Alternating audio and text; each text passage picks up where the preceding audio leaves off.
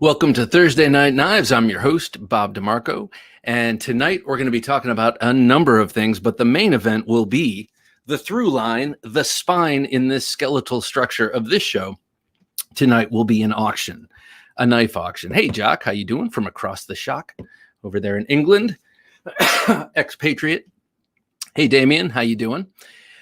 So tonight we'll be auctioning off the eye stick, and we were supposed to do this last week to benefit Peter, a therapeutic edge, to help, I believe, pay for an eye surgery. He's got a GoFundMe, but he's a good friend of the show. He's been here all along, watching and contributing, as has his significant other and better half, Christine at Women Carry Knives. And so tonight we're going to auction this off, this beautiful Tops eye stick push dagger.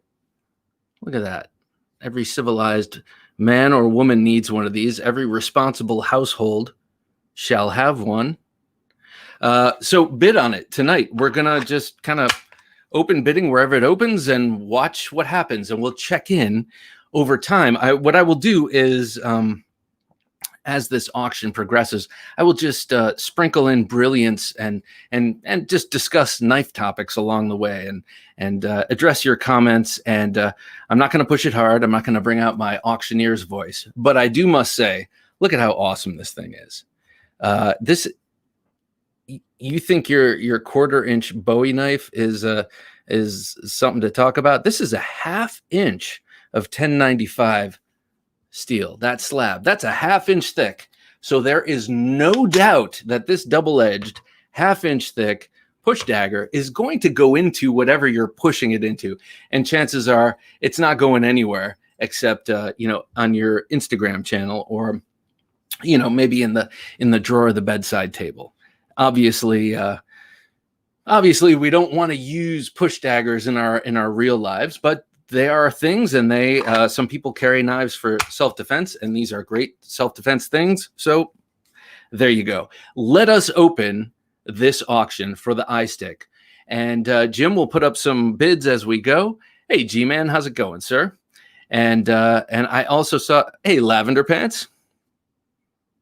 Go put your son down to bed, take care of the important stuff, and then come back to the second most important stuff. Excuse me, Caleb, how's it going, sir? Howdy, I should say. So look at this. Tier 1. How's it going, Justin? Is it going to be you? Or will it be you, Dave, this old sword, that will own this beautiful eye stick Tops push dagger to benefit a therapeutic edge?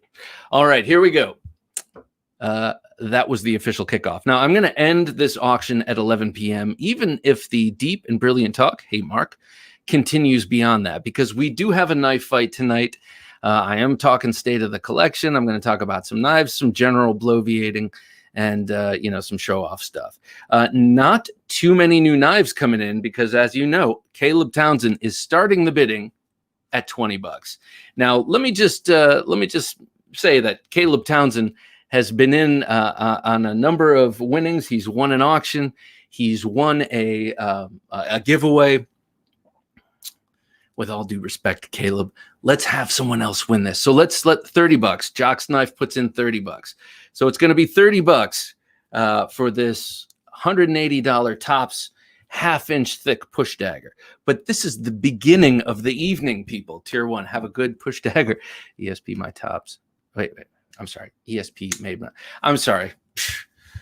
Brain fart.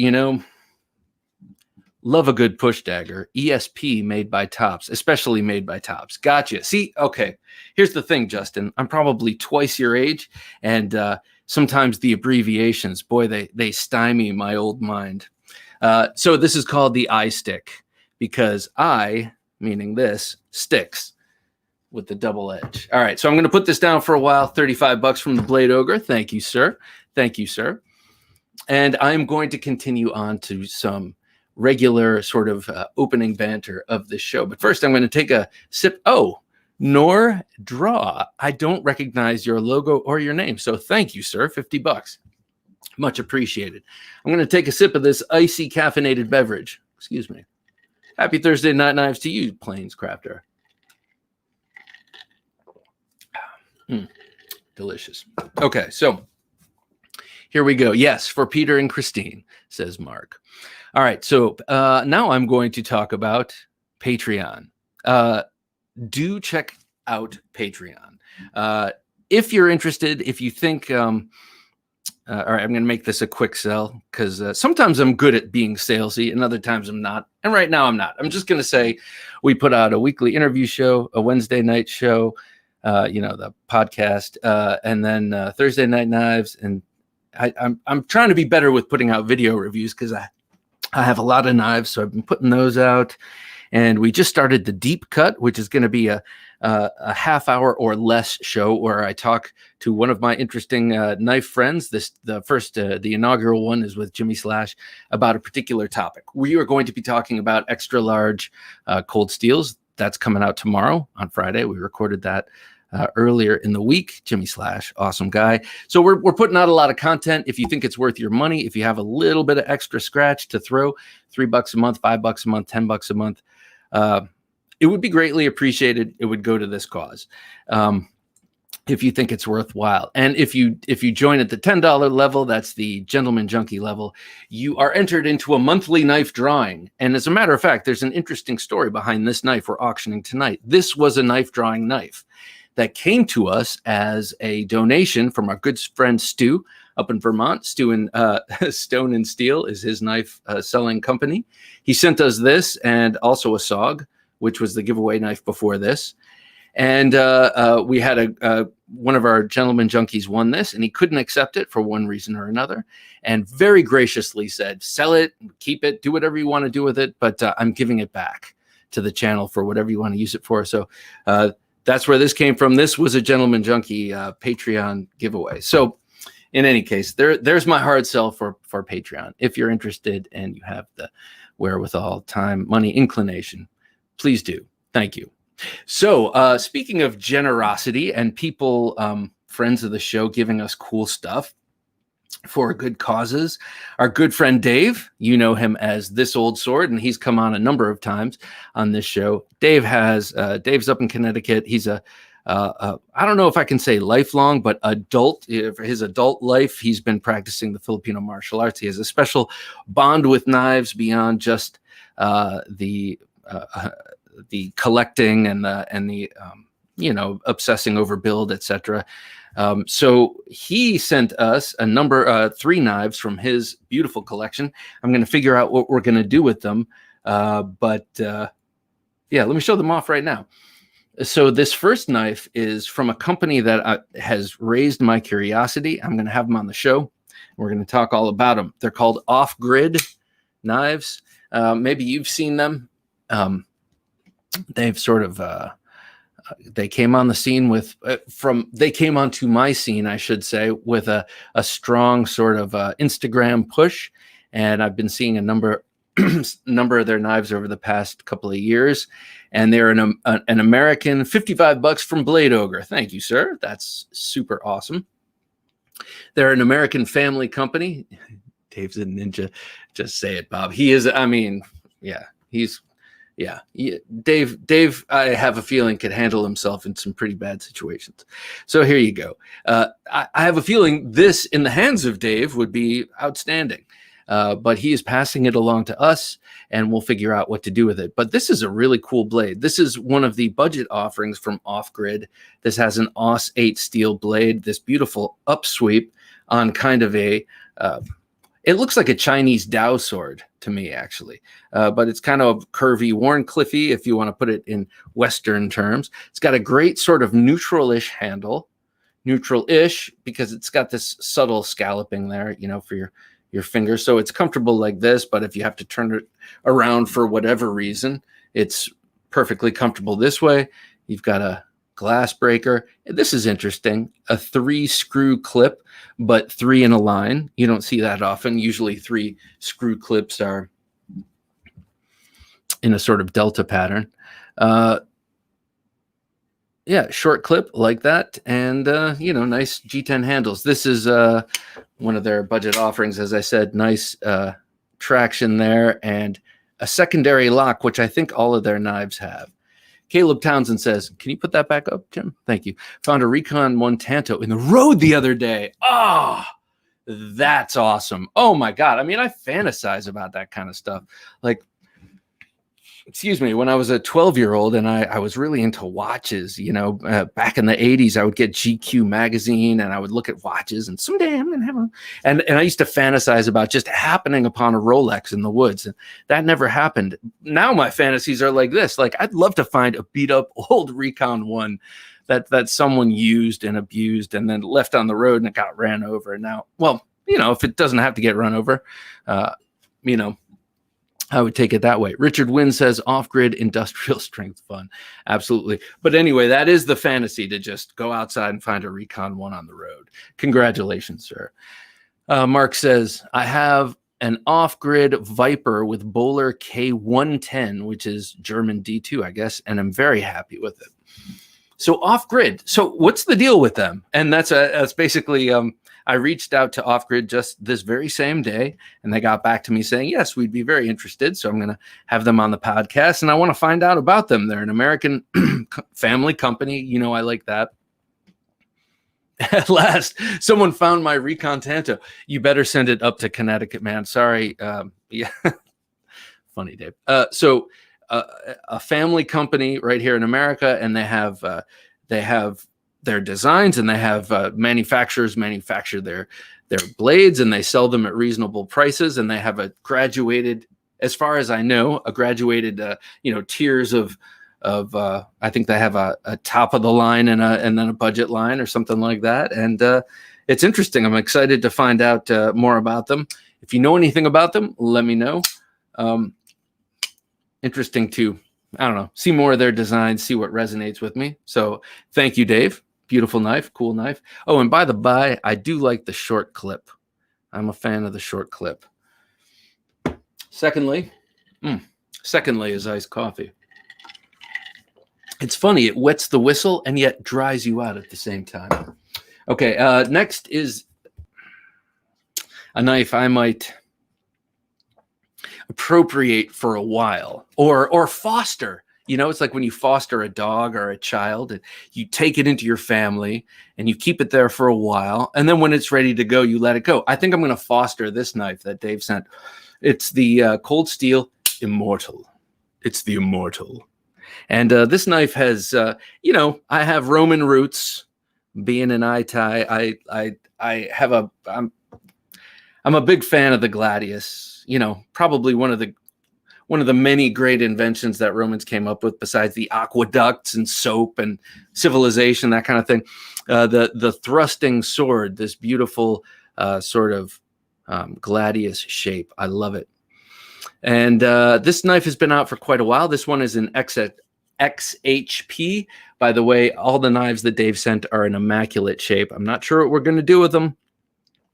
This one, obviously, like I said, is an adolescent, needs to be fostered. I'm going to take good care of it for a while and then, release it into a home or out into the world to go about its business. But this is a really compelling knife because it's a Tanto plus. It's like Tantozilla. It's like a Tanto, with that giant swedge on top.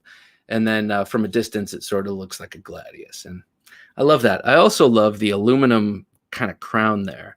It's definitely a noggin knocker. I mean, this is something that would get a gasp in the cafeteria at work. Were you to pull it out to cut your Salisbury steak. So that means I like it. It's high on my list. So I'm going to foster that knife. The off-grid will go to a good cause, by the way.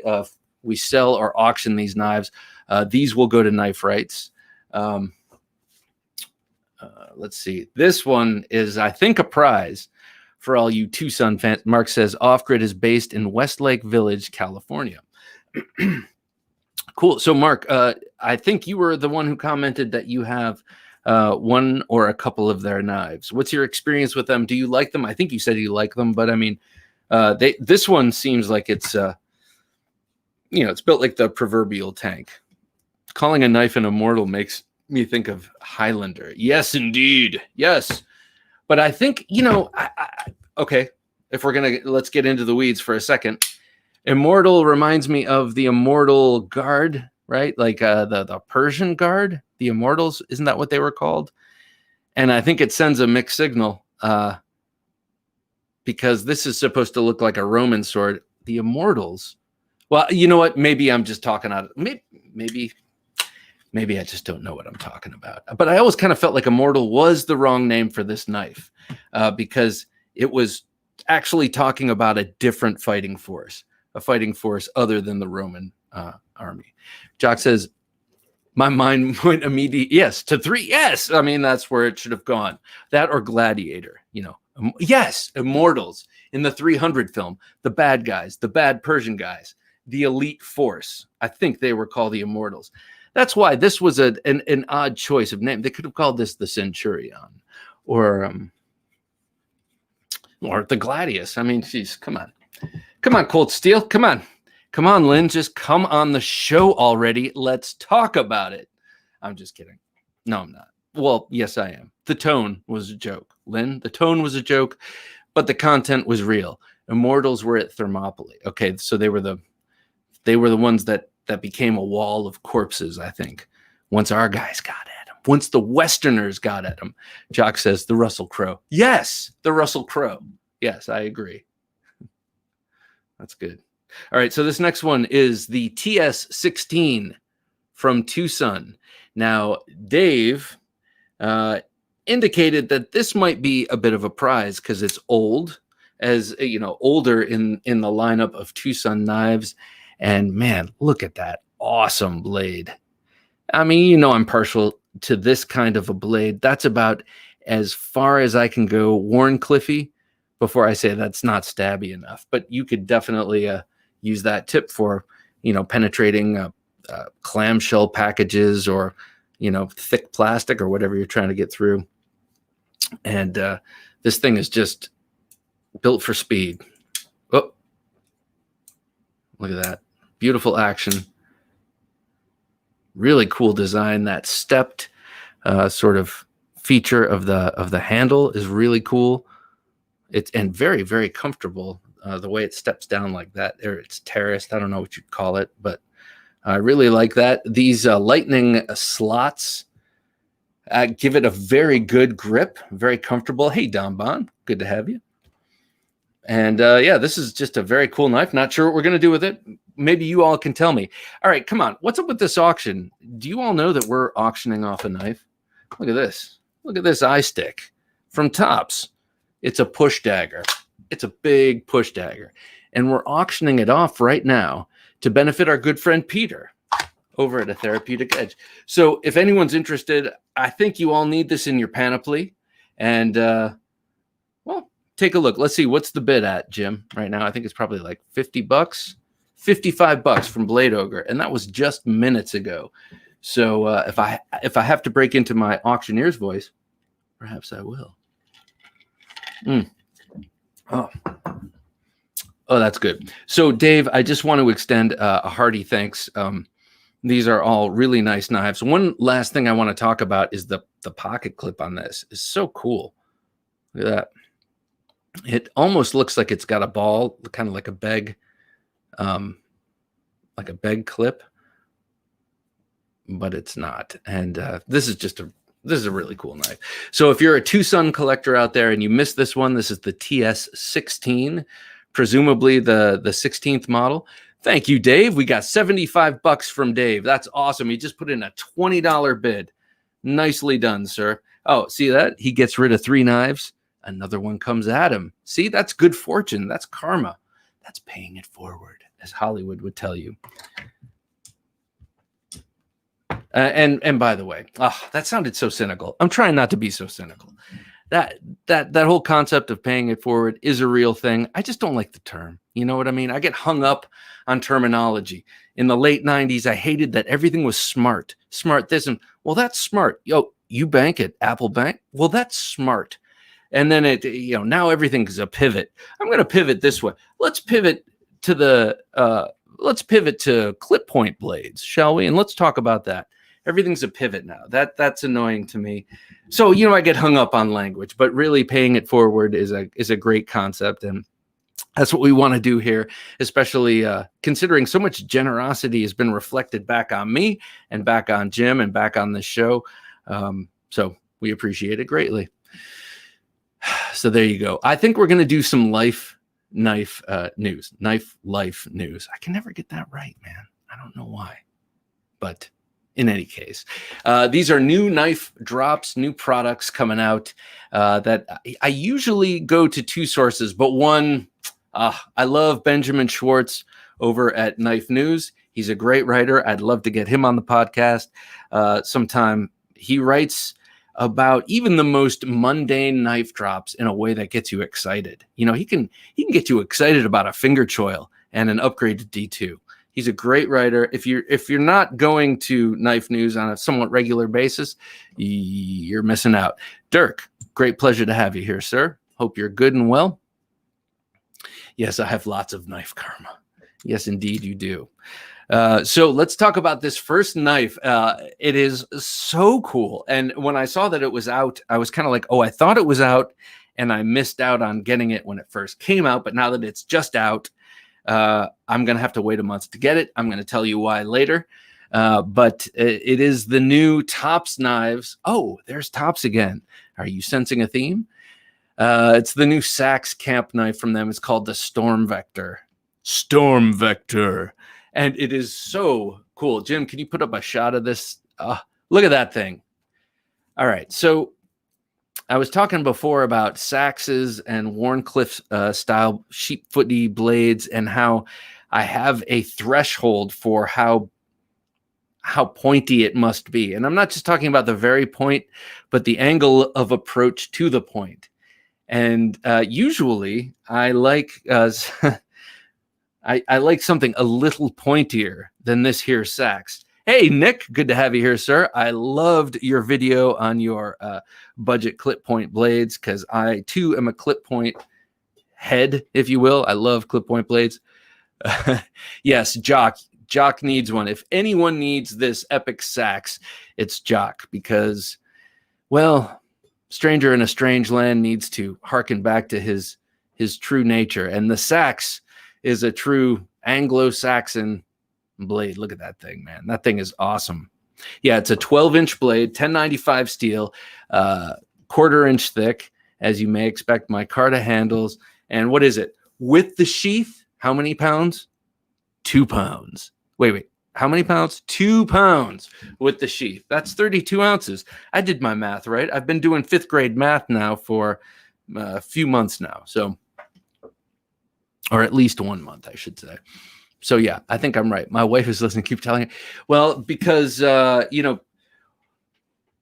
once a man truly is aligned with his ancestral past and, the makeup that has put him here this day, well, he can really, truly be the man he needs to be here in this day because it's only being rooted in the past.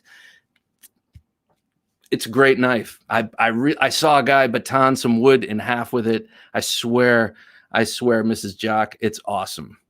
Chad says it's a chopper for sure. Indeed. And even that slight, what is that? That's 45 degrees at the tip, or maybe a little less. It's like maybe 40 degrees at the tip. You could still stab with that. That is all thrust with that. That is always my, I don't know, my main concern. I'm like, okay, it's great. I love Warncliffes. I love the utility of a straight edge. I also love the anecdotal tacticality of it. And by anecdotal, I mean, I've never used it in a tactical situation, but I hear from people like Michael Janich that a straight edge blade like that is really awesome in a fight if you need it.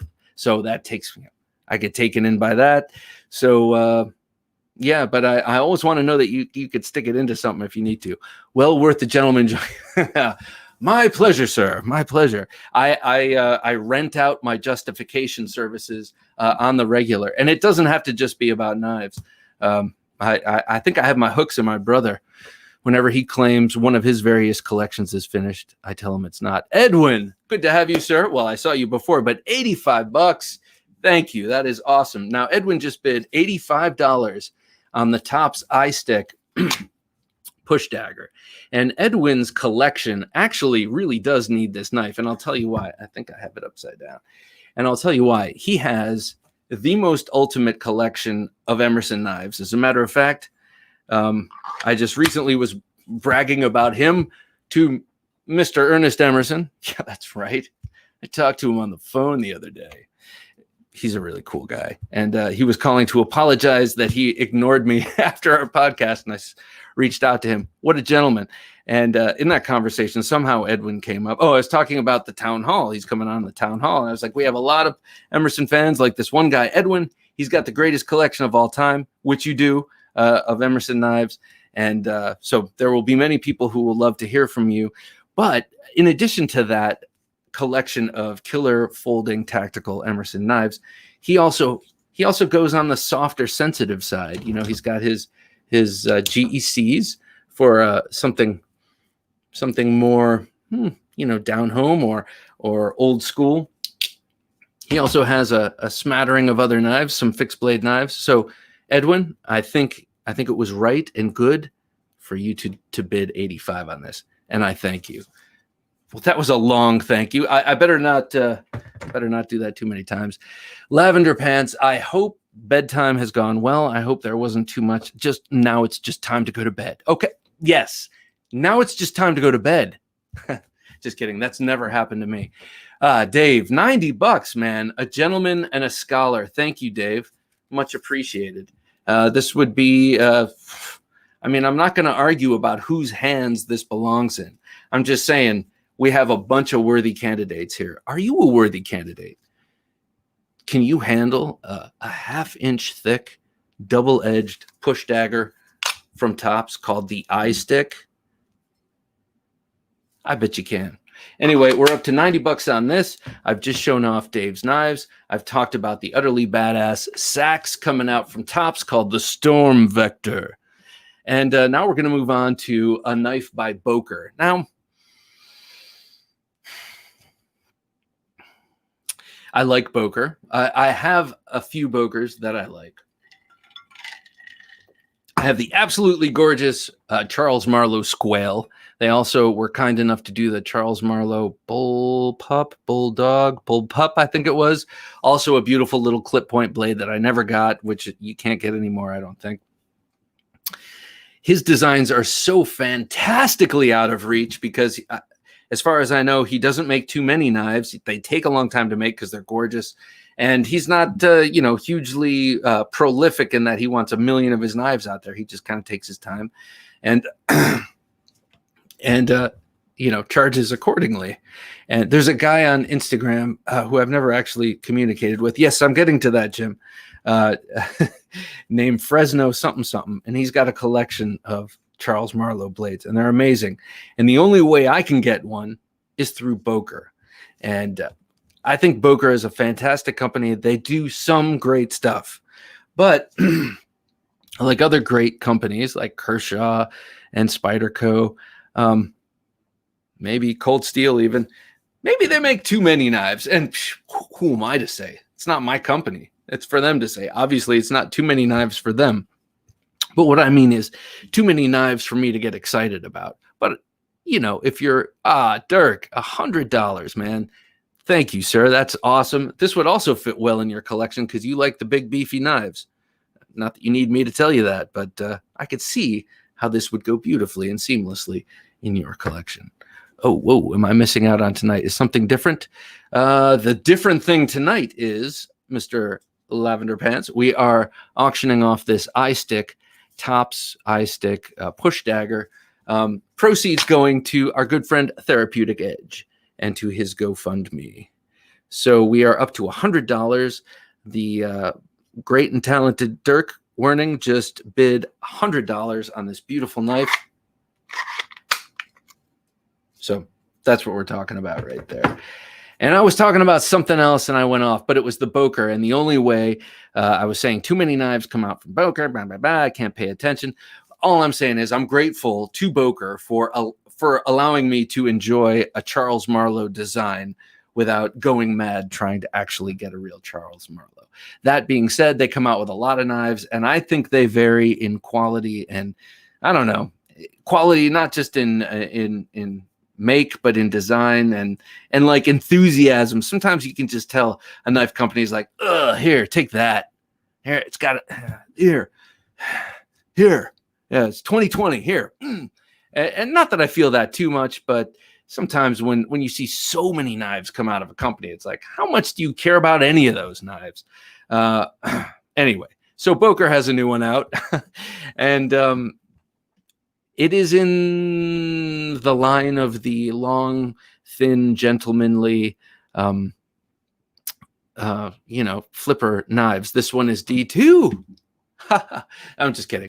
Whatever. I love D2.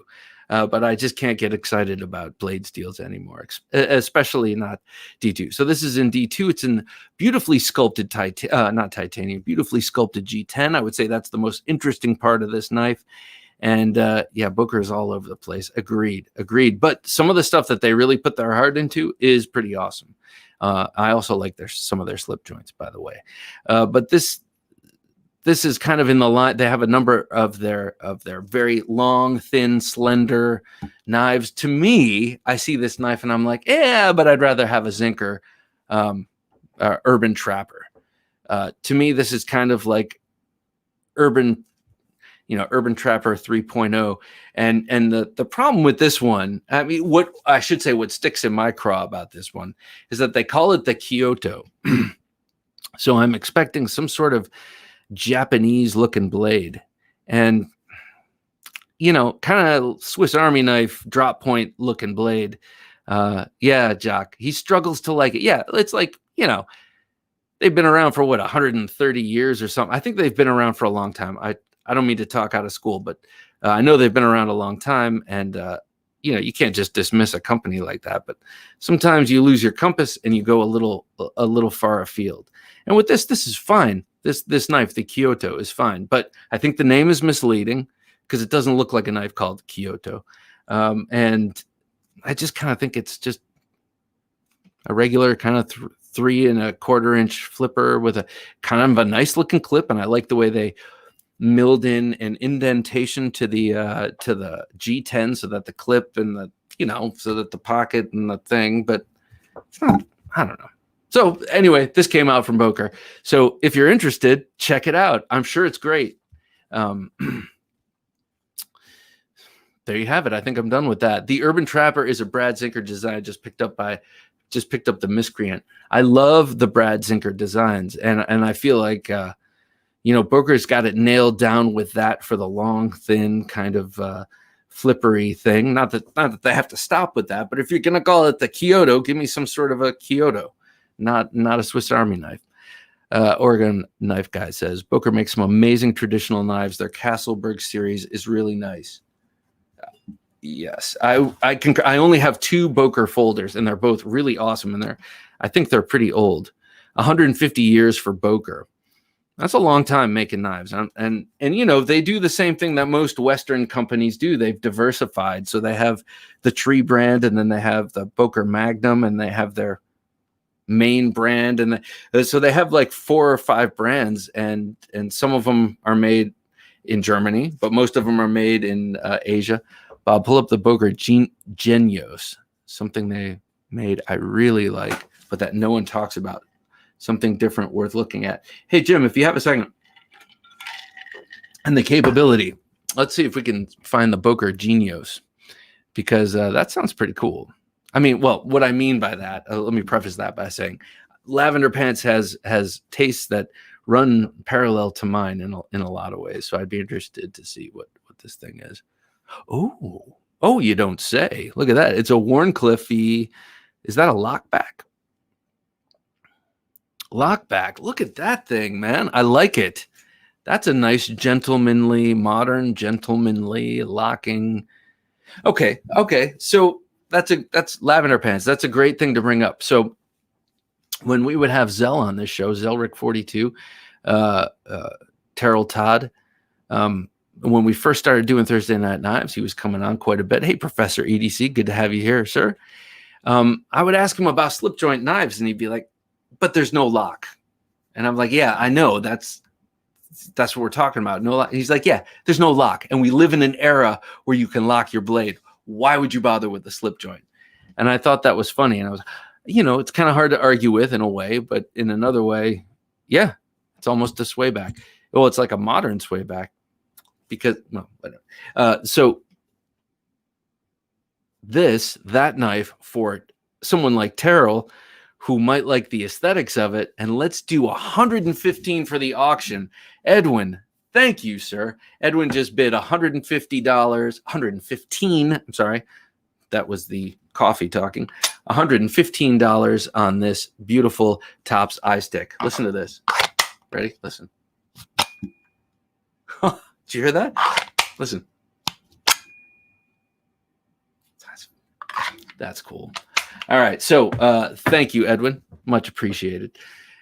So I was bloviating and kind of going off like an angry old man about the Boker Kyoto. I don't mean to. I just mean, there's the recent article that Nick Shabazz put out that I didn't read. I'm sorry. I've been meaning to. I haven't read it yet, but it's basically positing the fact that he thinks there are too many knives coming out now. There's just too much.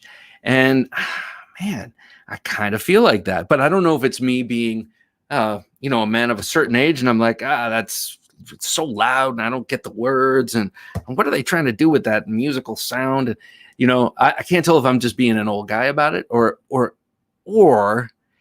if there's just an oversaturation. This actually is going to lead me into what we're going to talk about later tonight. Hey, James, our classy gent, James. I don't know why, James. I just assume you're a classy guy. It's from your collection, your name, your picture. But great to have you here, sir. It's okay. Jock, that thing from the eye stick. Oh, that thing being removed from its sheath reminded me of M1 ting. You talk about the M1 Garand where the little clip thing goes flying out. Sounds a little bit like this. Yeah, that's cool. Yes, sir. That's a good one. That's a good pull there, man. But I was talking about too many knives. Are there too many knives coming out? And, it's hard to keep track of, especially when you have companies like TwoSun, which are doing things in a, to me, slightly more mysterious way than, say, a Cold Steel, who's like, we're coming out with this year. This is what you can expect. TwoSun, they do that slow drip and all that. So I'm putting on one of those self-imposed moratoriums that I do with some frequency in my life because I am an indulgent character and impulsive. And that's actually, now that I'm talking it out loud, it's a hell of a combination to be indulgent and impulsive. But I am both of those things. Oregon Knife Guy says, seems like the market can't support this high volume of new knives forever. Really, unless we have an ever-growing population of people who come into the fold, who come into the knife community. That's why everyone has to pull out their knives at work discreetly and get people interested. Dirk says, yes, I think there's a bit of a saturation in the market with new pieces. So I feel like I feel like I've lost. No. That's dramatic. I was going to say, I've lost my moorings. I've lost my bearings. And therefore, but that's not it. That's not it. I feel like I've been a little overindulgent. And so I am going to take the month of November and not get a new knife during that time. Now, that does not preclude knives that have been ordered beforehand that come in during November. But I'm doing no new knife November. And this is not something that I think, it's not something I don't expect to catch on. And it's not something I think should, because I don't want anything to even put a blip in, I don't want, aside from my own appetite, I don't want anything to affect the knife industry. It needs to just keep going up this way. Let me tell you where there is no saturation. Oh yeah, no kidding, sir. No kidding. Edwin's got a thing for GECs, as do I. And by the way, Edwin, check out what I scored. An 86 with these bone handles, man. Awesome. But anyway, so yeah, I've given away 3 knives to coworkers to their husbands this week. Yes, that is the thing, because really, I mean, okay, so I was on Everyday City Carry podcast. We recorded it on Tuesday. I'm not sure when it's going out, but I had a great conversation with Ray. He's such an awesome guy and has such a great energy and character, and I had a blast, and we had a great conversation. And I've been thinking about a theory, and I laid it on my wife about a week ago, and she was just like, "What? Are you still talking?" And then I brought it up with Ray, and thank you, Jock. I brought it up with Ray, and he's like, "Oh, that's interesting." So I don't know. I'm working on a theory. I'm going to lay it out right here, and this is the theory as to why people, not just knife collectors and knife people, but why people love knives in general. I might not purchase anything new in November either after my purchase. Yeah. Well, that's what I like to hear. Time to hit up the Halloween sales. Yes. No kidding, man. Does no knife November lead to double knife December? Yes, it does now. Oh, it does now. And then I have all the, this is my Christmas present for being such a fine person in November. No new knives in November, but I'm back into flashlights. Yeah, this is going to be expensive watch November. No, it will not be that. Alex, how you doing, man? I'm just talking about no new knife November, which is my little moratorium to keep myself to try and introduce some discipline into my recent buying, which has been out of hand. I mean, it's not just buying, it's people loaning me cool stuff. I have a little shelf on my room in here where I put stuff that's loaned to me, because I'm really afraid I'm going to send the wrong thing back to the wrong person. And it's not like I have hundreds of knives. It's like maybe 2 or 3 separate parcels, and I just have to be careful about it. But where was I? Now I lost my train of thought. No new knife November. Okay. The idea is Black Friday. Oh, geez, man. I didn't think of that. Or Cyber Monday. Maybe those 2 days are like holidays from this whole thing. New addiction November.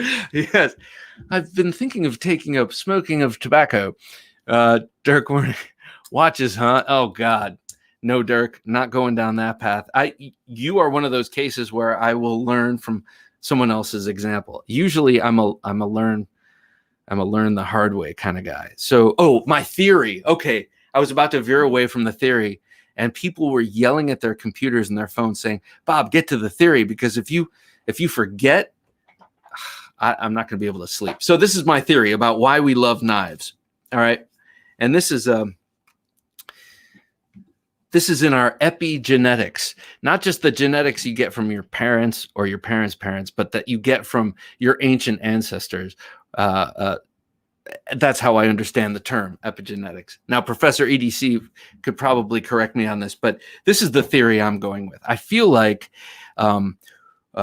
we are creatures that thanks, Jim. We are creatures who rely on living in groups. And I've heard it said that groups of 125 to 150 are what humans are optimized for. But we're optimized for group and troop living. But when you live with a group and you live in a troop, it requires compromise. And what is compromise? Ultimately, compromise is the division of resources. Even if you're compromising with your wife over who does what, you're dividing things. And when you're dividing resources for a group of 150 cavemen, let's say, you want to make sure that it's as even as possible so that you don't have conflict within the group. He got more. So you want a knife that is beautiful, or you want a knife that is effective and cuts well and is precise. And I think we resonate in our genetics with the precision of knives and the precise ability to divide resources and spread those resources out to the group without conflict within the group, so we can handle conflict from without the group. And scene. I don't know. What do you think? Is it horse? Okay. What was happening in the comments while I was bloviating or prevaricating? That's my favorite version of that word. Will buying more knives keep me from wanting to get into watches? Yeah. Well, yes. And you know what? Actually, that's the responsible path to take. Yeah, stick with knives. That's what Dirk is saying. Stick with knives, because even the most expensive knife isn't going to be anywhere near the most expensive watch. And that's, I think, your key justification. So I don't know. Let me know. I don't know, Bob. That sounds very communist. No. Oh, man. Oh, man. Come on, man. No, it's not. I'm not a communist. Come on, man. No. Actually, no, it's not communist. It's just living in a group and not going crazy. I mean, that's, I think, the ancient part, that even non-knife people resonate with knives for that reason. Professor EDC, totally understand, Bob. Edwin gave me an Emerson as a gift, and now I'm hooked on Emersons. I want them all. Well, look at what I was carrying today. I neglected to do a pocket check, so I'm going to do one right now. Check this out. I was carrying my Emerson P-Sark today. A beautifully chisel ground blade. Look at that. Flat on that side. Boom shakalaka on that side. Look at that. This is such a incredibly sharp knife. I mean, just stupid sharp. Chisel, the chisel edge, which is, this obviously has a chisel edge, but the chisel edge is very sharp. But when you put a chisel edge on a chisel grind, holy mackerel, you get some serious sharpness. I had this on me today, and this is an Emerson I never sanded down, so this is a pocket shredder. I need to sand that down just a little bit. I would carry it more, I think. I put an MXG gear clip on it, one of the short ones. I really like it. This is one of those Emersons that has the clip riding audaciously low, so that if you don't put an aftermarket clip on it, it's way hang. It's like an advertisement to criminals. Come take my knife and shiv me, please. What was that last comment, Jim? So yes, I had this on me today. I love that P-Sark. Yes. Thank you. I say thank you to Alex as if I designed and made it. I just bought it. I remember where I purchased. Okay, are you like this? Oh, I had an Olamic Wayfarer today, Caleb says. We have a Rockefeller amongst us. I remember where I was when I bought this. I was at a cousin of my wife's barbecue. I got an urgent message from Blade HQ, like, oh my God, you better get this because they're flying off the shelf. And I was like, oh shit. And so I ducked in the house and I found my wallet and I bought it. So that was years ago. This is a 2013, I believe. 2013. So yeah, that's a long time ago, baby. It's a long time ago. Water under the bridge. Let's not talk about this. It's done. Carrying my Kershaw Launch 13 today. What a beautiful knife that is, man. That's the knife they all get equipped with in Aliens, Alien Part 2. That looks like that kind of knife. Super freak in my pocket ATM at the moment. Jock, by the way, has some really beautiful looking dogs. They're Siberian Huskies, maybe, or Malamutes or something like that. Beautiful. That picture you put up yesterday was gorgeous, by the way. I carried the Walter Wells Custom today. You had that up yesterday, Alex, or 2 days ago.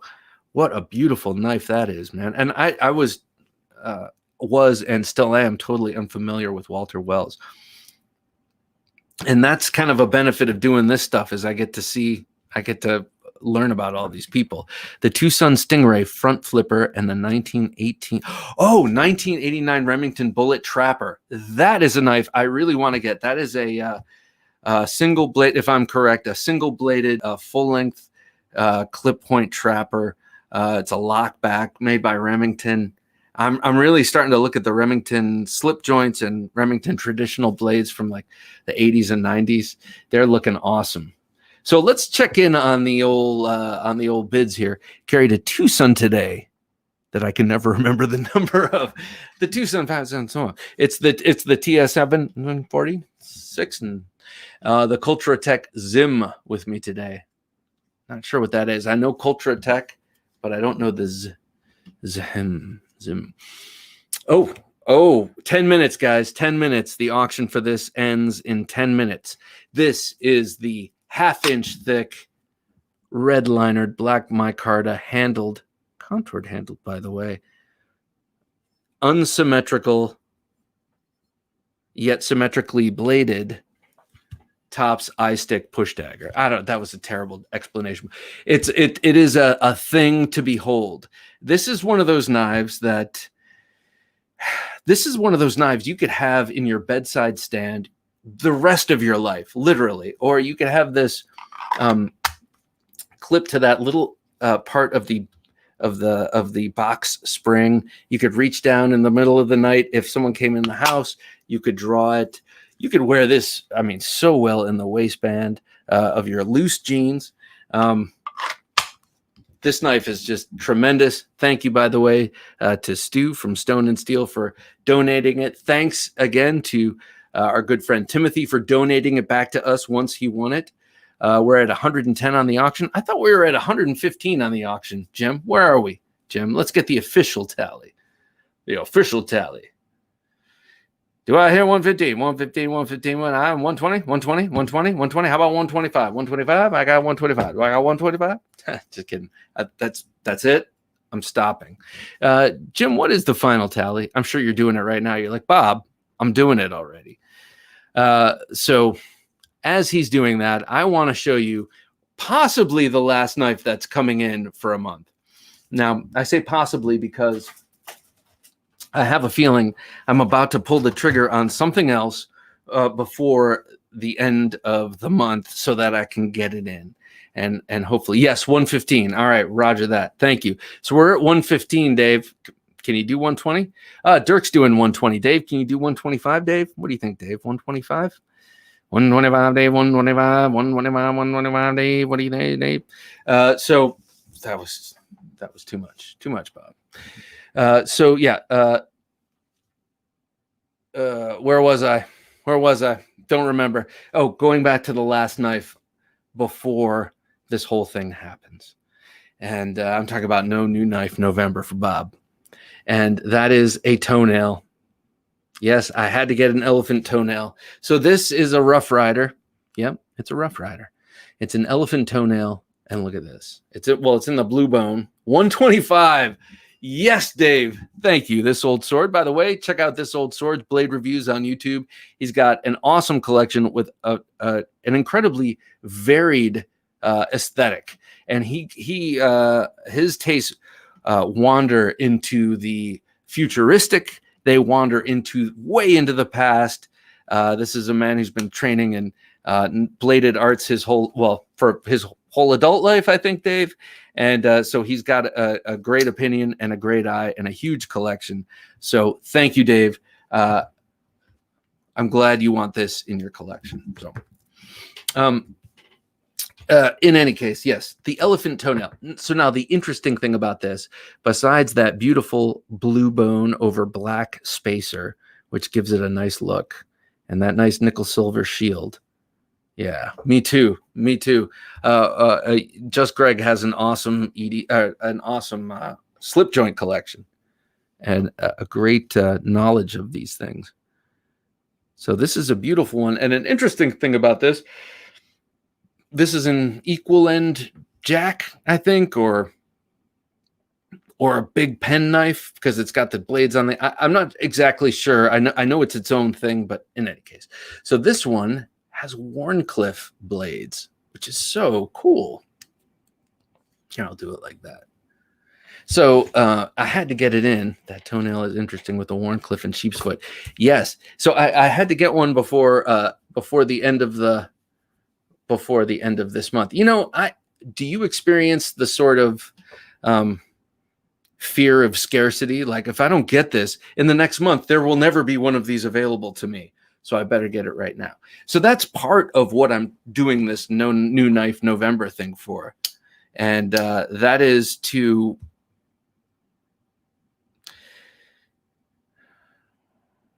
not be so. It's like you get kind of really hooked on that feeling of having something coming in. It's like, well, maybe when I get home, there'll be a box, or, oh, today's the day, or, and, it's not like it's ruining my life or getting in the way of my paying my bills, or, I'm not ignoring my children or that kind of thing. But I'm kind of like, I'm like, why is the wait and the anticipation and all of that? That's a big part of it. And it's, sometimes it feels like you're doing it like, because you're kind of hooked on it. Okay, I'll say it. 5 minutes left to bid. Are you hooked on it? Does it mean that much to you? Doesn't your safety mean anything to you? Do you not want this iStick knife? No, I'm just kidding. That's the hard sale. But so that's the note. It's like this constant. I swear, every day I come home from work, I'm like, who knows? Maybe someone sent me a knife, or I have that thing. I have that. Oh, I know I have that toenail coming in. Oh, heck. That's the last slice of pizza syndrome. We also, I love that. The last slice of pizza syndrome. You know what my brother used to do? He would, first of all, when my mom, a special occasion or whatever at grandma's house or my mom, whatever, and she's cutting up cake, when he saw the piece of cake he wanted, the big piece, he'd say, that one's for Bob. Give that one to Bob. And my mom would look at him. She'd be like, no. That one's going to you. And he'd be like, oh, shucks, Mom. Gee whiz. And my mom would hand him the piece of cake he wanted. I will join you with no new knife November. I blew my budget on an AKW Model 1. AKW Model 1. What is that? Right now, American Knife Works Model 1. All right, Richard. Let's do this, baby. And I think that only... this is okay. When I do this, when I say I'm not gonna, this is hangover thinking. Okay, we only have 3 more minutes left to bid on this knife. Wait. What was that last one? It was about a Panchenko. It was okay. I ended up by the Serge Panchenko production. It looks cool. Yes, I love it, and I love all 3 blade designs. They're beautiful. But what I was getting at, you never know what might come out in November. I know, but hopefully it will make it through November, and I can buy 2 of them in December. But what I was saying is, this is all hangover thinking. It's like, it's that thinking with, if you've ever had too much to drink and you wake up the next morning, you're like, I'm never going to do that. No, Dirk, we need it. 130 on that auction. That's right, Edwin. You stand up, Edwin. 130. Edwin Callow. 130 on the Tops iStick. Look at this thing. Jeez, oh man. It's like, it's going to cost a mint just to send it. And you guys are on the West Coast. Well, sort of out there. 135 on the auction. Dirk. Thank you, sir. I thought my subliminal message would have helped weed people out. Beautifully done, sir. What can I say? A gentleman and a scholar, indeed. But yeah, this is hangover thinking. This is I'll never drink again thinking. This is I'll never buy another new knife. I don't need it. I've got more knives than I have, And then all of those justifications slip in. What if the bottom falls out and we're trading items for food? Everyone always needs a knife, right? You always need a knife. So if you have those to trade, you're get those last minute bids in, guys. We got 1 minute and now 15 seconds. 1 minute and 15 seconds. We're up to $130 and it's going to Dirk. Dirk has a love of big knife. Oh, 135 going to Dirk. I'm sorry. $135 going to Dirk Werning. And he loves the big knives. He's got a collection of huge folders, which is awesome. But Edwin also loves the tactical knives. So who will win this? The big or the tactical? Because I mean, this thing couldn't be more tactical, Edwin. I mean, I feel like this would make such a great stablemate with all those Emersons. But I don't know. I could be wrong. But I feel like, I don't know, is it going to be the love of size or the love of purpose? Nice bid, says Blade Ogre. So if I start to seem like one of those late night knife salesmen, it only lasts for 15 more seconds. So Do I have any more takers? We have $135 for the iStick Tops push dagger knife going out to come on, Edwin says Jim. This is going out to Dirk Warning. This is Dirk's knife in 3, 2, 1. Dirk, you won. Oh, snap. Wait. Okay. All right. This is what we'll do. All right. It's 11:01. At 11:05, that is the drop dead. That is just in case there's a lag with the comments and stuff, because yeah, I know I do. I'm just looking up at my timer here, but we'll give it 5 minutes. It's kind of like the election. We'll be like, oh, well, we'll see if any stragglers get around to putting in a bid on this. and that's not political commentary. I swear to God. We keep politics out of this because this is all about knives. We don't need politics to inject itself in here. In here, it's one solid core. I'm just talking. So no new knife November. I want to hear what you guys think. I want a little bit of an open mic, and we're going to determine a winner at 11:05. That is in a few minutes. Let me just get my iPhone. You can't go wrong with an iPhone, can you? Time-wise, I think they're tied into the nuclear clock or something. So that'll be in 3 minutes. We'll determine the winner.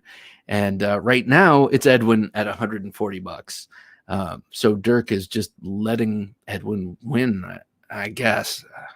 I don't know. It's unlike Dirk, but who knows what's going on with Dirk these days. I'm just kidding. That's me. That's actually me trying to use some of my guilt to get you to bid. Psh, don't listen to me. I'm just being a Mama Luke over here. So not only do we want to talk about No New Knife November, but also we do have a knife fight coming up. And that is, if anyone will come on. I'm not fighting myself tonight. I swear. Even though it kind of looks like I am right now, I'm not doing it. I won't. But if someone comes on to do a little knife fight briefly, we'll do is no new knife November just a crock? We'll argue for and against it. Please excuse me. On this here evening, I'm trying out a new bourbon. It's very, very tasty. I haven't had bourbon in a while, so it's been nice. Peer pressure. Yeah, I know. Don't succumb. Come on, Dirk, says Dom. I'm like, don't do it. But Dom thinks you should. So I don't know. Who am I? I mean, I'm just sitting here with the Tops eye stick in my hand. It's funny. When I was in my early 20s, and I'll just tell this as we come up to the 5 minutes after 1 mark. In my early 20s, I had a job, and somehow that job I was hired for turned into something I was not hired for, which was to be a salesperson and to cold call people and try and sell a very esoteric service. Not something everybody needs, not something everybody wants, especially not when I was doing this. Dave, coming in at $145, Dave. Whoa, thank you, sir. I mean, it's going to go, just look at his logo. Imagine this in that panoply of knives right there. Those beautiful Filipino Chris's. Oh, snap, says Edwin. Oh, looks like Edwin's got a No New Knife Thursday coming up. Damn, there you go. This old sword blade reviews. Yep. Well, 1 minute, 20 seconds. And I was on some story. And this old mind just veered, and I don't know what the hell I was talking about. So anyway, that's what we're getting to. Do you think this is hogwash? Old job. What was I doing? What old job? Jeez, this is just awful. Anyway, I'm going to just move on. That's what happened. See, I took 1 drink of bourbon, and I'm like, what was I talking about? Jeez, oh, Pete, man. That's something. Anyway, so I think this will belong to this old sword. In 30 seconds, this will belong to Dave and his collection of awesome, awesome knives. Sometime when we get Dave on, he's been on a number of times. It's okay if a knife gets delivered to me on November that I ordered. Oh, yes. Oh, yeah. Oh, yes, for sure. That's the whole thing. I have to get all these orders in before then, and things like I ordered a knife from. I'll trade Edwin for one of those Emersons. I put in an order. Oh, 2, 1, boom. All right, so Dave, this is yours, sir, for $145. $145, ladies and gentlemen. Thank you so much, Dave. Thank you, Dirk. Thank you, Edwin. Thank you, Blade Ogre. Thank you for everybody who bid on this beautiful knife. And also thank you to Stu for donating it to the channel. And so I will arrange, obviously, with you, Dave. We'll get this. And then I will send these funds along to the GoFundMe for Therapeutic Edge. And this whole chapter will be complete. Beautiful. Well, thank you so much, guys. That was awesome. And that was kind of fun, like, so I was wondering what to do with these knives that Dave sent, like this Sea Dog version 2 from Off Grid Knives, or well, not sure what's going to happen with this one, but the TwoSun TS16. Thanks, Blade people and Bob. Oh, you're going to love it, Dave. So maybe we'll auction this off in one of these times. Stu, thank you, sir. Good to see you're watching. This was such a great gift, as was the SOG Pentagon. That went out to our good friend Caleb. Our lucky friend Caleb, I should say. Job that turned into a job that it wasn't when you started. God. All right, so this is what happens. I go off on a talking jack. I'll get back to it. Job that started as a job that wasn't a job. Jeez, man. It's like all right. I'm going to stop right there, but it's kind of frightening when you're even reminded of what you were saying and you have no idea what the hell you were saying. So when I remember, which I probably will in the course of this show, I'll try and bring it up subtly. But I'm mortified and embarrassed to say, I just have no idea what the hell I was talking about. So maybe that means cut him some slack, guys. He's getting old. It's true. And it's late, man. It's late. I've had a full day. I've been productive. I had a very, very productive day, which felt great. Seems logical. I hope I never get old by the sound of it. No, actually, I caught myself telling my daughters the other day, don't get old. And then I turned around and I was like, forget what I just said. Get as old as you can. Get old. Even if you have to be a burden on your kids. Hopefully you don't. But get old. Get as old as you can. That's the rule. That's the rule. Get as old as you can. And hopefully your attitude doesn't get old. But, we all want us to be around as long as we can be. So I felt terrible telling my kids that. But what I was saying was, God damn it. And now I have to stretch in the morning, so I can feed the cat, bend over and feed the cat. I got to stretch out. I'm getting old. But we need to do this earlier in the evening, too far past bedtime. I know. But there are a lot of other things on Thursday night happening. Like, I don't want to step on, I'm not stepping on anything, but I know that, I know Slicey Dicey does live shows earlier on Thursday night. I know Rob Bixby does his knife sales on Apostle P live every Thursday night at 9:00. He's been doing it for years. I just don't want to compete. You don't get older. You get sharper. I like that. It's like Dave's like the most interesting man in the world. Remember those Corona ads? Yeah, that's right. You just get sharper. You get wiser. You were selling something esoteric that people didn't need. Thank you. That was it. Okay, all I was doing was jabbering about how I hate being a salesman, but unless it's something I love, like this, I can be salesy all night selling this knife to you. But thank you, Stu, and thank you to all of you people who tried to remind me of a jock, of how absent-minded I am. I was selling a service that people did not need, that was expensive, but my employers expected me to call up just strangers at work, at home, whatever it was, and try and sell them this thing. And I was so bad at it because I was like, hi, I'm calling from this company whose name is really dumb, and I'm trying to sell you this thing. I know you don't need and you don't want and you can't afford and you're not going to pay me for, but I got to call you anyway. I was just terrible for that. Smash the damn like button, everyone. It will make the old man feel, what's that? What's the like button? I don't know. I can't keep up with these kids. Thank you. I appreciate that, Mark.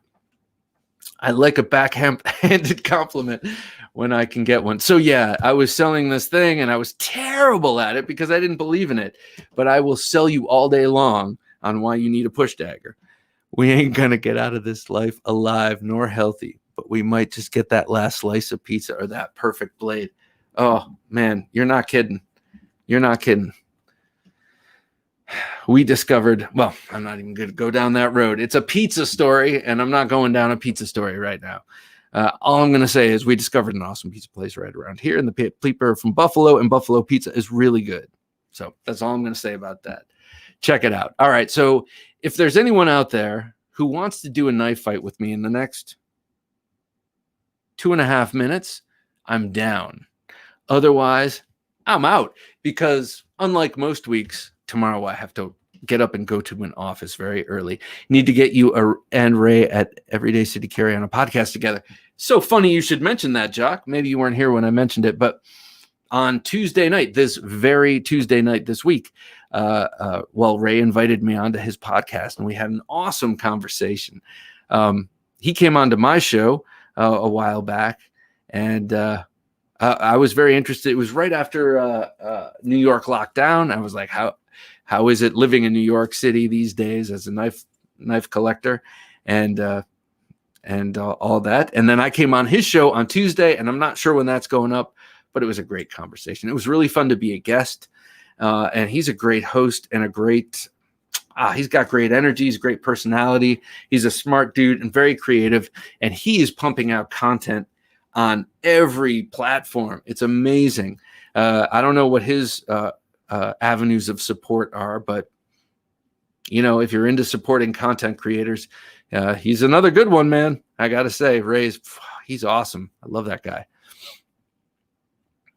Kath Ray on the Knife Junkie podcast, huh? Oh yeah.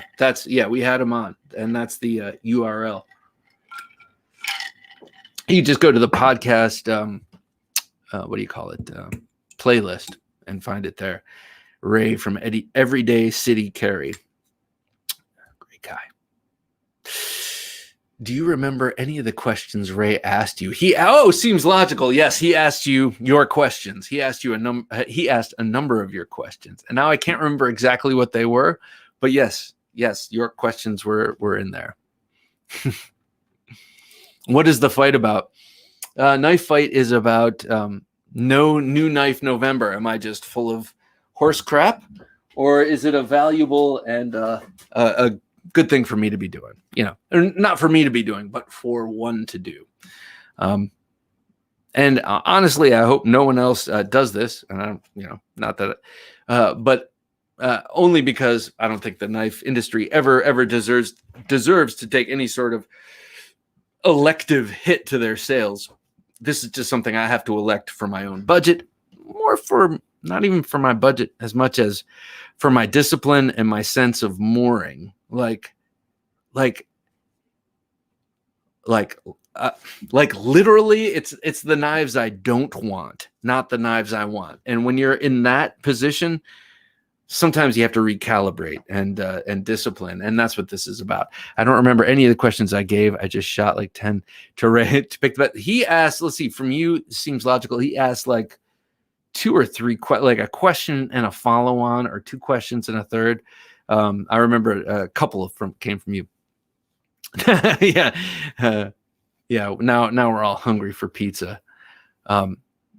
Well, since we're talking about it, this pizza right around here in Northern Virginia, it's called Bad Pizza, BADD, and they're from Buffalo. And it reminds me kind of Cleveland pizza. Cleveland's where I grew up, and there's a big Italian community there. And, pizza in every city, is different. Sauce and crust differ, amounts of cheese, this and that. And I found that the Buffalo and Cleveland pizza kind of have a similar vibe.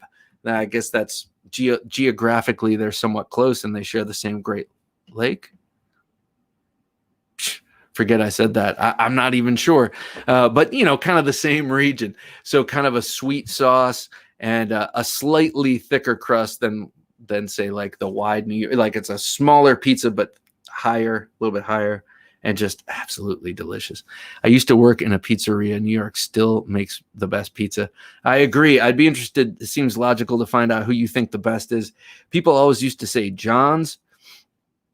And then it's funny because I never had John's Pizza. There was a John's Pizza on Bleecker Street in Manhattan, but the real John's that you wanted to go to was the one in Coney Island. And I remember being at Coney Island at the amusement park with my wife before we were married, and it was hot, like July day, and we were leaving, and we were like, maybe we should stop at John's and try some of their pizza. And we look down the block, and, you know, we see the lines from the heat coming off the blacktop. And there was a line, you know, like a 2-hour line outside of John's Pizza. And I was like, not today. It's not happening today. And then John's Coney Island burnt down. So I never got to try that. The best pizza in New York. But I used to love, I loved, I had a number of favorites. My favorite was, what was the first pizzeria in America, first pizzeria in New York City? And now, God damn it. Oh, Lombardi's. I used to love Lombardi's. And then they expanded and people are like, oh, their pizza's crap now that they expanded. But you know how that is. It's like when people start liking the band you like and you start thinking the band sucks. It doesn't suck. It's just more people like it. Lavender Pants says, I'm about no new knife. As in, don't buy anything that just surprise launched within a month. Maybe go check out knives that are amazing that didn't get these. Well, that's very interesting. You should say that because that's basically tsunami of new models, something like. Yes. Okay. So that's funny because that's what we were talking about, you know, just like this flood of new knives, too many new knives. This is something that go to the Knives Illustrated, the latest one. I have an article in on Emerson knives in there, which is a good article, if I do say so myself. But also Nick Shabazz in there writes an article about too many new knives, ? And I think he comes down on the side of yes. Haven't read the article, but I do watch all of his videos.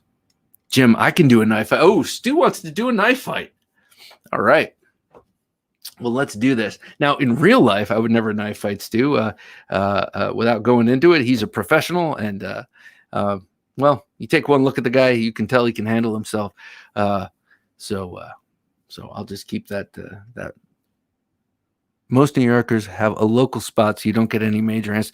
Yeah, right, exactly. Like I had a place at 33rd and 3rd Street when I lived at 30th and 3rd in Murray Hill that had just really great pizza, and it was just kind of I can't remember what it was called, but I used to go there, and I like to make pizza at home, but I get lazy with making the dough. And you can do this almost anywhere, people, but you just go to a pizzeria, especially one that you like, and just say, I just want to buy a ball of dough. And if they're like, huh? And you say, dough, I want to buy a ball of dough. Just say, I was here like last week. I bought one for $3 from Johnny. Yeah, Johnny, or I don't know, the guy with the dark hair. He sold me a ball of dough for $3. Oh, that's what it was 10 years ago. So maybe $5, maybe offer them $5. But you can go to most pizzerias and offer money, and they'll give you a ball of dough. They'll be like, you're like, do you sell dough? And they'll say, and you say, no. Do you sell dough? Here's $5. Give me a ball of dough. And usually you can end up with a ball of dough and make some fantastic pizza look like a star around the home time dinner table. Ryan says, Bob, I sent you a group chat on Insta introducing you to Steve Dumakis. Oh, yes. Awesome. Thank you, man. You should interview him for sure. Young and crushing it. I've really like Nova Blades designs. I've been following him for a few years now, and very cool stuff. Thank you, Ryan. I appreciate that. Hook up. I'd be very interested to talk to him. Yep, I buy dough balls from all the time from pizzerias. They will even sell you pizza boxes for $0.25. That's awesome. That's awesome. I love pizza. We got Big Ed's here in Oak Ridge. It's great pizza. Where's Oak Ridge? Caleb, I can't remember where you live. Oh, Tennessee. Oh, yeah. Pizza. Hey, Ryan, how you doing, man? What's up? How you doing, brother? Sorry for my lackluster appearance. But I wanted to pop on just to do a grail call with you. Oh, let's do it. Let's do it. Okay, so I've got 4 of them actually. So we'll start I here. love it. Oh yeah. You had this up on Instagram. We had these all up, but I remember this one. This is the Bowie. So yes. That mirror polished stonewash is pretty wicked on this Bowie. So this is a Jared Price mini Bowie. This is 3 1/4 inch blade with blackened titanium backspacer, pivot hardware with a collar on it, and a clip. And then it's got fat carbon cross-cut fat carbon scales on it. It's hard to make out in my lighting, which sucks, but go to my Instagram and you can check it out. But this is an XHP blade, CTS XHP. It's beautiful. I love the upsweep of that clip. Yeah, it's spectacular. I mean, it's just spectacular. It's a real smooth opener and closer, and it's an excellent piece. So his table price, he's doing these along with Fort Henry custom knives. Oh, this is strictly a kind of collaboration between Fort Henry and him, where Fort Henry kind of takes the book orders for him and manages it. These are about $1,200. I think this is $1,200 table price, but it varies based on what you choose as your finishing. Hang on, real quick. You say table price. Is that like street price, or is that like no? That's manufacturer's suggested retail price. That's the price from the maker. Okay. When I say table price, that's the price of the maker of what they charge for their work. If you're at a show, you walk up to him at a table. That's what he's got. That's what exactly. Okay. Yep. Beautiful. And yeah, it's worth it. In my opinion, the quality of craftsmanship is worth every penny of that. He orange peeled the titanium for the liners on it, and I mean, yeah, it's just really, really good. It's ground very evenly and very nicely too. Nice. Next up. Oh, wait, let me guess. Is this that's the Laconico? Correct. That you've been talking. Oh God, look at that clip. That's cool, man. Isn't that rad? Yeah. So he inlays the titanium clip.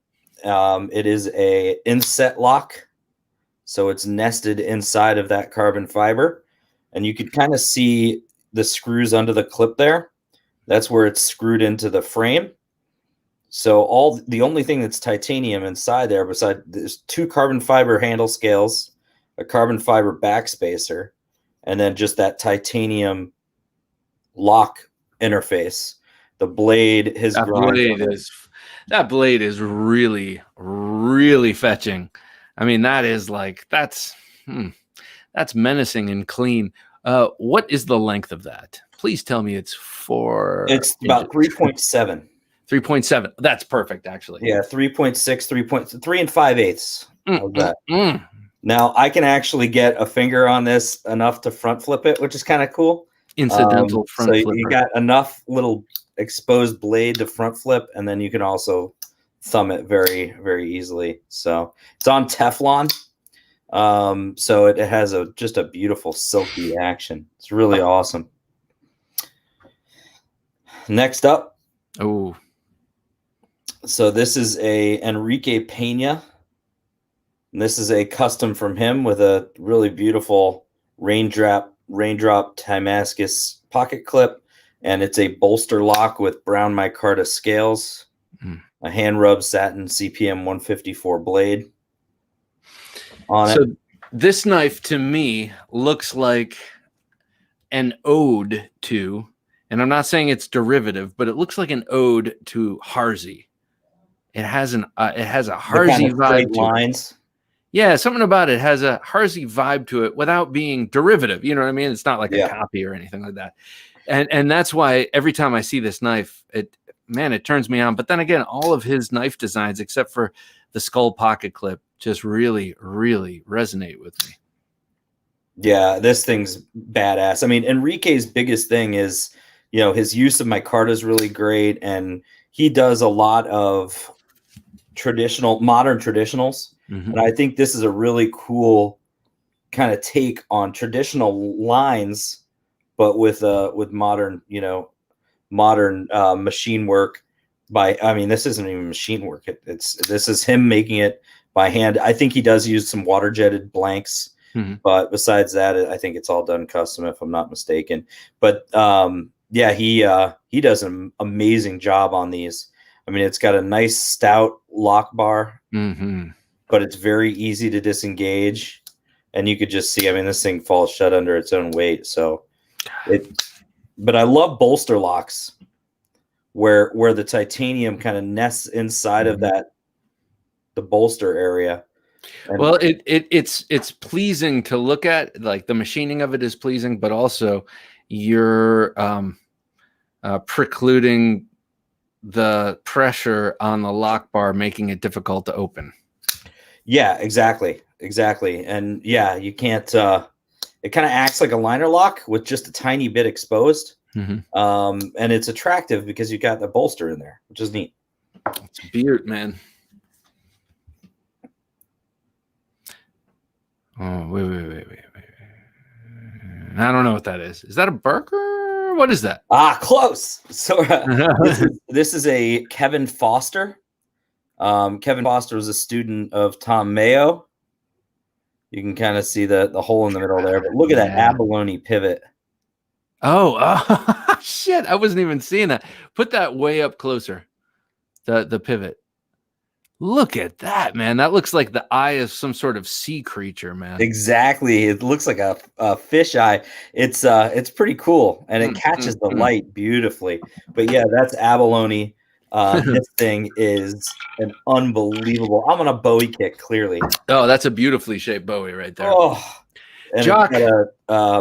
Wait. Hang on one second. Jock, thank you for joining us. It's 3:30 there over across the pond. Thank you, man. Always a pleasure to have you here. Take care, sir. Look at that. So that reminds me a bit of, I'm always looking for I'm never saying derivative here. I'm always looking for connections here. And to me, this reminds me of an Ed Cope knife. And they have that same, hey, what's up, Nick? Good to see you, sir. Ahoy. They have the same lineage, right? So Ed Cope, but they're two very separate makers, and yet they're designing a Bowie blade reminiscent of one another without being reminiscent of their common mentor. It doesn't look like a Mayo blade to me.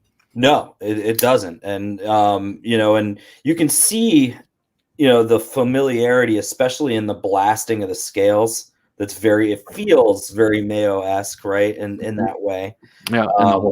But the clip is very much his own kind of 3D milled design.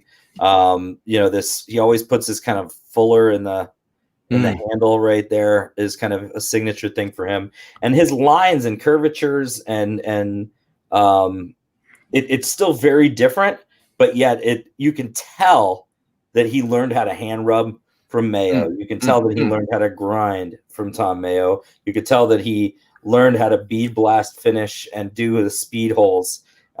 Just all that stuff has a Mayo, appeal to it. The simplicity done perfectly is, I think what it's all about. And but it's very much Kevin Foster. Everything. This is called the Narwhal. Is the name of this model. But he does a model called the Anchovy. He does Unicorn of the Sea, baby. Yeah, he does the Narwhal, the Anchovy, the Swordfish is a 4-inch variant that you'd love. Man, you need a swordfish in your life. I think I do. If it looks like that. But yeah, no, this thing's awesome. This came from a buddy of mine proxied for me at California Custom Knife Show. Oh, right on. And grabbed this for me, and I was extremely grateful. As always, Ryan, beautifully done, man. You've got your finger on the pulse of all these new makers, and I know people are always stunned by the stuff you show, but as you explained before, there's a flow in your house too. There's a flow in your collection. Things come in, things go out. It's true. I met up with somebody today, got to check out their collection, someone locally and who's in a chat group with me locally.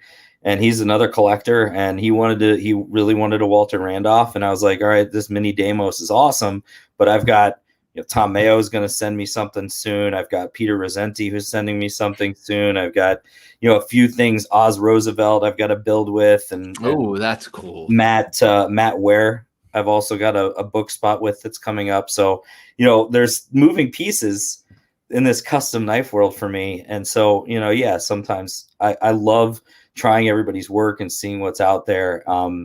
But the cool thing is there's enough people that are in it like I am that that want to check the stuff out too. So there can be a little bit of ebbs and flows with the pieces you get. And also trading. I mean, once you've sunk enough money into whatever tier of collecting you're in at the time, you can always trade up by taking numbers and trading them in for, you know, it's like when I realized, geez, I have 3 ZT knives designed by Rick Hinderer. Why don't I sell them all and get a Hinderer? And that's, you know, that's how I kind of was able to justify getting a Hinderer. It's like, you know, it's in steps. That's exactly right. Most folks I know that are in customs now, like this, and getting all these custom pieces, have moved from owning a whole bunch of awesome productions of, you know, ZT, and maybe it's Hinderer, Chris Reeve, maybe it's Spyderco and Benchmade, and they've sold those off, and that those same dollars invested can turn into, you know, customs, and then it's a tumble effect. Yeah. Well, I want to welcome Stu onto the screen. Hello. Stu, great to have you here, sir. Hey, Spirited Whiskey. Hey, Stu, what's happening? I'm fine. How are you? Great. Stu, I wanted to thank you for this donation and also the SOG Pentagon from last month. That was our giveaway knife last month.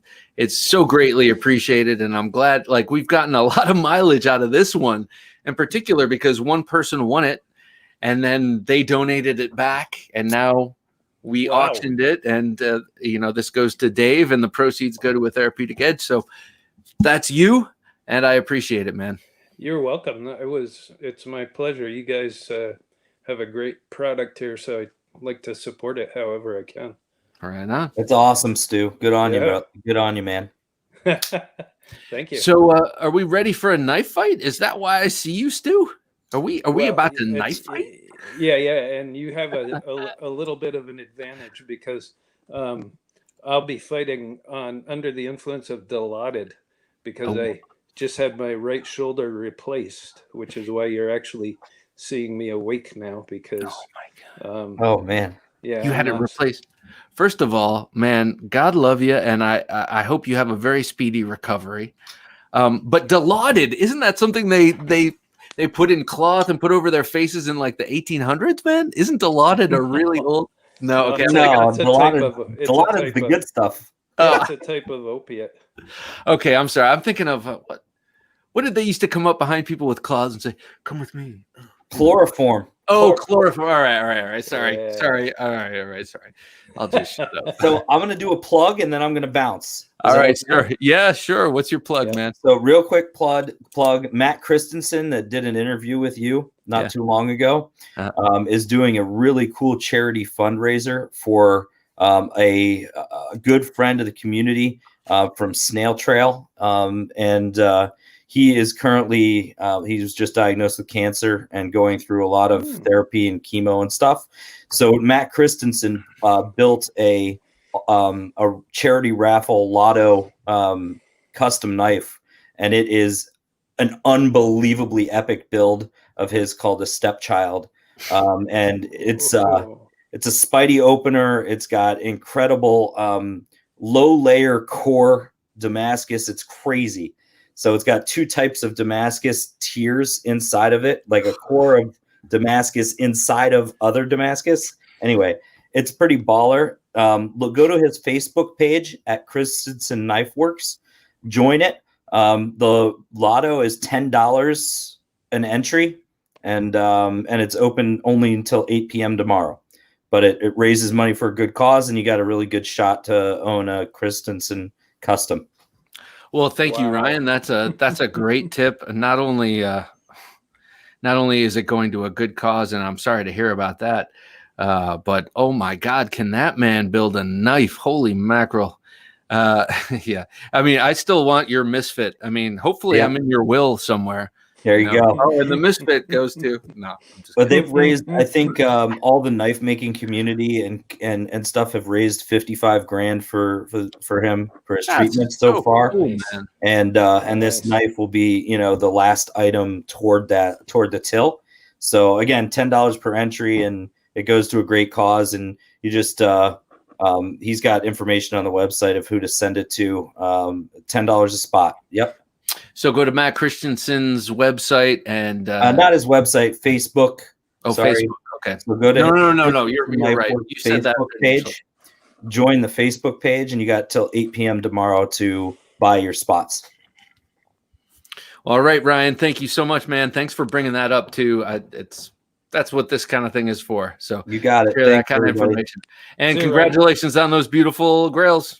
We always appreciate. I'll see you guys next Thursday. All righty, sounds good, man. Take care. Stu, sir. Yes, sir. Let's do this thing. So you're on Dilaudid. Does that mean I'm going to win wonderfully or lose disgracefully? This I don't know. This I can't tell. I don't know either. But okay, so the gist of this knife fight is it's a little more subtle than usual. Usually it's axis lock versus triad lock or something like that. But tonight it's kind of arguments for and against putting a moratorium for a month on buying new knives. So, because I'm about to do this, and man, I feel like I'm going out into the desert for 30 days. It's like the NHL players growing their beards there in November or whatever. Yeah, right. Yeah, exactly. Well, it's one of those things. Yeah. So which side do you want to argue? Oh, that's up to you. Which side do you want to argue? And then I'll take the other side. Well, you're the one doing it, so you've convinced yourself it's something to do, right? So you've been thinking about why you would do it. So then I will take the opposite. Okay. Yeah. That's so I'll argue why someone should do it. Yes. Why? Yeah, exactly. Okay. Yeah. All right. Okay. So I'll let you start. Okay. 3, 2, 1, go, right? Yeah, and I'll give you a minute and a half. Ready? In 3, 2, 1, go. All right. So welcome to the knife fight. The topic you just heard Bob explain, and I will argue that the reason that one would do something such as this, I think Bob's doing it because financially he needs to see a little bit less money going out towards what he considers probably not necessarily something that he has to spend money on, but rather something he enjoys spending money on. And this is a way to discipline that. And I agree that's a way to do that type of thing, just like losing weight. You can do a challenge for a month. We should do that in CrossFit, where we would have a month where people would focus on their nutrition and that kind of thing. But here's what I think about how you can discipline yourself without necessarily just doing it for a month or picking a month or whatever, because that's 15 seconds. 15 seconds. Oh, okay. So you got to decide which knife companies you are loyal to, or knife makers, and you purchase your knives based on loyalty. Like Emerson talks about being loyal to 154 CM, and you buy your knives based on that. So if a company that you're loyal to comes out with a knife that you like, then you support it when you can financially do that. But I think the Movember thing is a way to structure something so that someone could do it more reasonably. Yeah. Okay. All right. Well, that's an interesting argument. And thank you, ladies and gentlemen, for inviting me to this very, very extremely prestigious forum for this extremely important topic of conversation, and starting now. So I'm just going to say, I think it's cute, and I think that, no, it's nice. It's good. I'm glad Bob's doing this. I'm glad that he wants to do a no new knife November. I would love to see him succeed, because he frequently puts these moratoriums on himself. No more drinking for the whole year. Exercise every morning, 5 a.m. And he starts with vim and vigor, but things usually taper off. So I see this No New Knife November as just another spasm, kind of in the overall mental health of this person. It's a spasm of guilt. It's a reaction to past behavior. And, I don't see it having any long-term effect. All I see it doing is damaging the incomes of the people who have become reliant on him to buy knives from them. And we do not, we're not in this to damage anyone's income. We're not in this to hurt anybody. So to not buy a knife for an entire month of November, for instance, is not only a disingenuous ploy to feel better about himself, but it is also going to damage the very companies he aims to support. Minute and a half, bam. Wow. Yeah, but you probably practice. It's not fair. I don't practice. The argument we just had is the argument that happens in my head on a continuous loop.